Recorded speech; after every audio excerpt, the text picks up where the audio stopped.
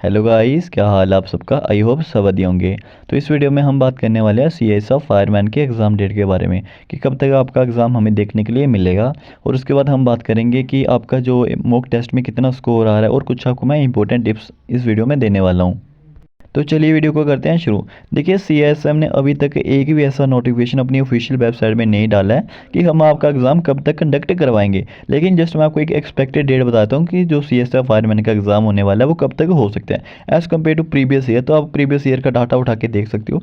जब आपके previous year में फिजिकल हुए थे, फिजिकल होने के करीब 3 साढ़े 3 महीने बाद जो आपका एग्ज़ाम करवाया गया था। अगर इस बार भी देखा जाए तो सेम प्रोसीजर इस बार भी अगर आप फॉलो करते हो तो आपके पास एक एक्सपेक्टेड मंथ, एक्सपेक्टेड डेट तक आ सकती है कि हमारा जो फिजिकल रहने वाला है वो कब तक होने वाला है।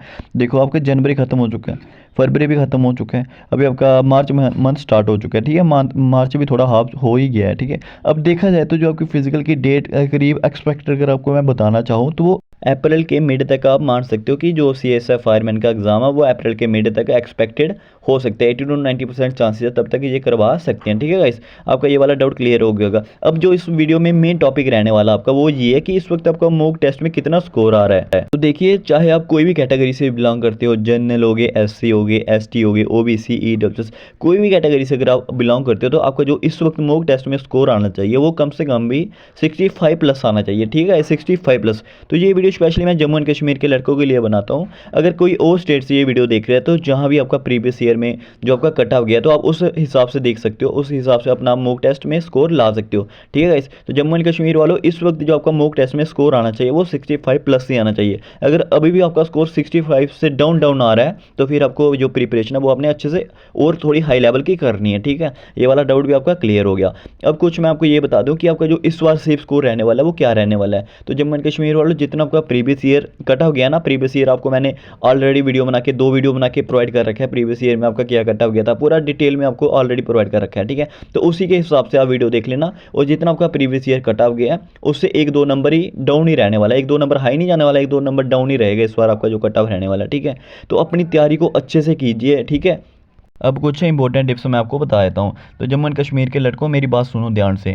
जैसे कि आप सबको पता ही है, आपका जो एग्ज़ाम रहता है वो 2 घंटे का एग्ज़ाम रहता है। ठीक है गाइस, 100 नंबर के क्वेश्चन होते हैं, 100 क्वेश्चन टोटली आते हैं और 2 घंटे का टाइम रहता है। और 2 घंटे के अंदर आपने 100 क्वेश्चन को ईजिली वे में करना होता है। इसमें आपको पता ही है कोई नेगेटिव मार्किंग वगैरह आपकी रहती नहीं है। मैथ्स रहता है आपका, रीजनिंग रहती है, जीके रहती है, इंग्लिश और हिंदी रहती है। तो देखो, अभी जो आप मैथ कर रहे हो ना, कम से कम भी आप 3 सब्जेक्ट ऐसे पकड़ो कि 3 सब्जेक्ट में जो आपकी पकड़ होगी ना वो हाई लेवल की होनी चाहिए। फॉर एग्जाम्पल, जैसे आप मैथ पकड़ रहे हो तो मैथ के जो 25 में से ना कम से कम भी 22-23 क्वेश्चन आपके हाई लेवल के होने चाहिए, मतलब आप इजीली वे से सॉल्व कर लो। उसके बाद जैसे आपकी रीजनिंग आ गई तो रीजनिंग में 25 में से 20 से 22 क्वेश्चन आपके हाई लेवल के होने चाहिए जो इजीली वे में आपसे सॉल्व हो जाए। तो जैसे कि आपको पता है जीके, हर एग्जाम की जो जीके होती है वो थोड़ी सी मॉडरेट लेवल की होती है, थोड़ी टफ लेवल की होती है। तो जो आपका जीके रहने वाला, तो जीके को थोड़ा कम टाइम देना एज कम्पेयर टू मैथ और रीजनिंग, क्योंकि जो आपके 2 सब्जेक्ट, अगर 3 सब्जेक्ट आपने पकड़ बनानी है, एक आपने मैथ्स में पकड़ बनानी है, एक रीजनिंग में पकड़ बनानी है और तीसरी हो इंग्लिश और हिंदी, इनमें से एक सब्जेक्ट में अच्छे से पकड़ बना लेनी है। उसके बाद आपने जीके को क्या करना है, कम टाइम देना है, क्योंकि जो जीके रहते हैं वो आपको पता है कहीं से भी पूछ लेते हैं। तो आपने जीके में लगभग तुक्के वगैरह लगाने होते हैं, लगाने तो आपने सारे के सारे तुक्के, 100 आउट ऑफ 100 क्वेश्चन करना है। ये बात सुन लेना, एक भी क्वेश्चन यहाँ पे आपने स्किप नहीं करना है, एक भी स्किप नहीं करना है। ये नहीं बोलना कि बाद में सर कि हमारे पास टाइम नहीं बचा, तो आपने 100 के 100 क्वेश्चन यहाँ पे अटैम्प्ट करके आने हैं। ठीक है गाइस, तो इसका जो सेफ स्कोर रहने वाला आपको अच्छे से पता है सेफ स्कोर क्या रहने वाला है। तो यही कुछ इंपॉर्टेंट टिप्स मैं आपके लिए लाया था कि जो अभी आपके पास टाइम बचा है, टाइम बहुत ही कम टाइम बचा है। 1 महीना भी अगर आप मान के चलो, अभी आपके पास 1 महीना बचा है, तो अभी 1 महीना कुछ भी नहीं होता। 1 महीने का आपको पता भी नहीं चलेगा आपका 1 महीना कब खत्म हो गया।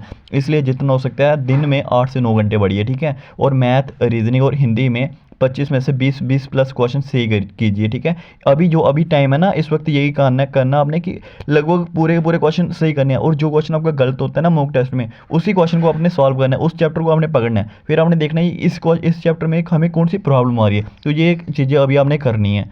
ठीक है, इस मिलते हैं नेक्स्ट वीडियो में। अगर आपको सी एस एफ फायरमैन के रिलेटेड कोई भी डाउट रहता है तो आप मेरे को कमेंट करके बता देना, एक वीडियो मैं आपको प्रोवाइड कर दूंगा इसके रिलेटेड। मिलते हैं नेक्स्ट वीडियो में, बाय बाय।